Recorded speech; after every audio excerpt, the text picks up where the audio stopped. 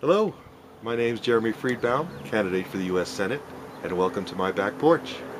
This is March 14th, 2012. March 14th happens to be known as Pi Day because the number pi rounds down to 3.14, so a special pi to you, to all you engineers out there. Now, tomorrow is the caucus, and as I promised, tonight I'd like to talk about strategies to take while you're at the caucus. Now, this will probably be two different strategies depending on whether you are wondering as a delegate or not. Now, if you are hoping to be elected as a delegate, and by the way, we all want you to be elected for state delegate so we can see Hatch replaced with someone better, but county delegate is an important position too, especially here in Provo. Where Kurt Bramble is up for re-election, and I would love to see him replaced, but that's a story for another day. Now, if you're running for a delegate, you probably want to take a cue from George Washington. George Washington showed up to the First Continental Congress dressed in his military uniform, and when the delegates looked around for a general to take over the Continental Army, well, there one was right in front of them. So if you're going to be a delegate, you should probably pay some attention to neat and clean attire tonight. The other thing that you'll do differently as running for a delegate is you want to be sure that you bring as many people with you as possible who will vote for you no matter what their political affiliation.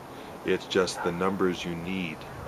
And then finally, besides preparing a speech, I guess we're not up to finally. Third would be prepare a speech at least 3 minutes long to give, because you'll probably have to give speeches to be nominated or to win that delegate position. And then finally, you want to perhaps temper your question of others. You don't want to come off as very brusque or hostile. You want to seem rational and electable.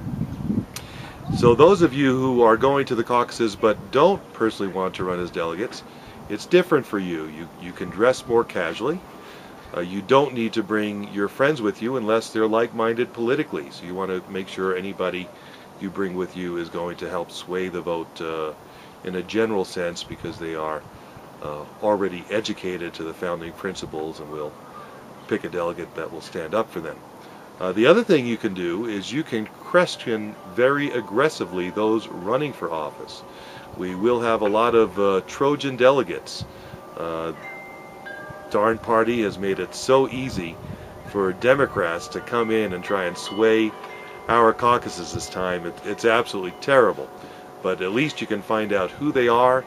All questions are in order. You normally might not ask somebody who they voted for, since actually we have a secret ballot.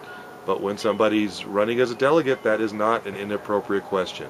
Where they work, if they belong to a union, have